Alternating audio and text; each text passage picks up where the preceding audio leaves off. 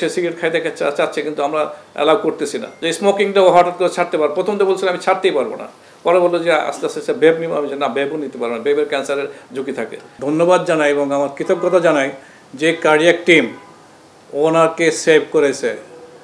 তামিম বিশ্বমানের ট্রিটমেন্ট পেয়েছে। এই বিশ্বমানের ট্রিটমেন্ট 2% লোকও পায় না।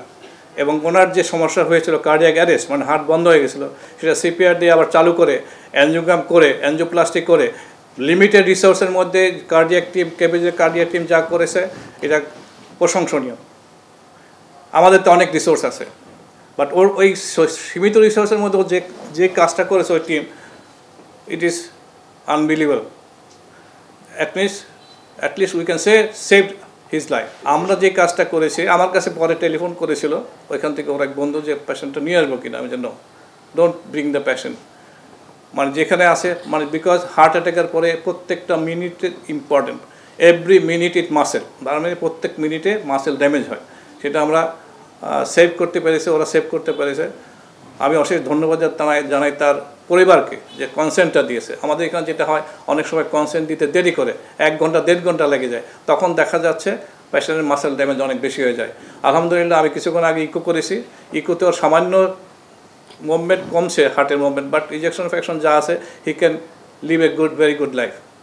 আর ক্রিকেটে ফিরবে কি ফিরবে না সেটা আমরা 3-4 মাস পরে অ্যাসেস করে, আমরা কার্ডিয়াক টিম বসে, ফিজিও বসে ওদের অ্যাসেসমেন্ট করে তারপর বলবো, but it requires time.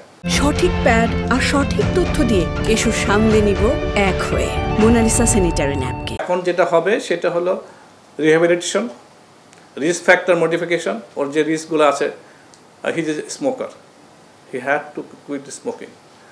R obesity control করতে হবে।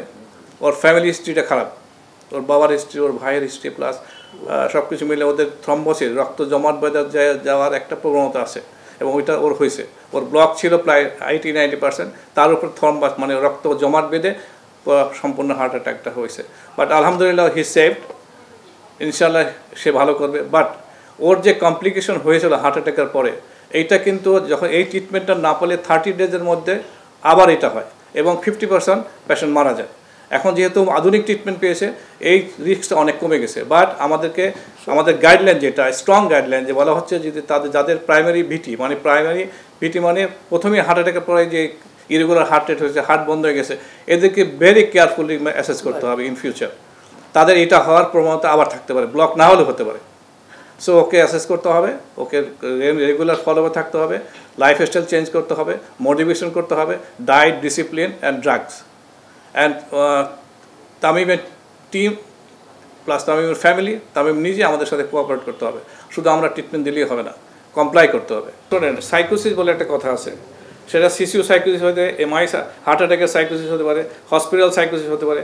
এটাকে এই বয়সে একটা দুর্দান্ত প্লেয়ার, এক বিশ্বমানের প্লেয়ার, আমাদের গৌরব, এই ছেলেটা এই হার্ট অ্যাটাক হবে, সেটা কেমনি মানবে? মানা খুব ডিফিকাল্ট।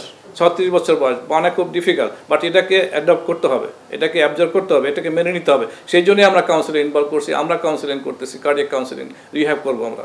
আস্তে আস্তে ঠিক হয়ে যাবে ইনশাআল্লাহ। যে স্মোকিংটাও হঠাৎ করে ছাড়তে পারবো, প্রথম তো বলছিলাম আমি ছাড়তেই পারবো না, পরে বললো যে আস্তে আস্তে বেব নিব। আমি যে না, বেবও নিতে পারবো না, বেবের ক্যান্সারের ঝুঁকি থাকে।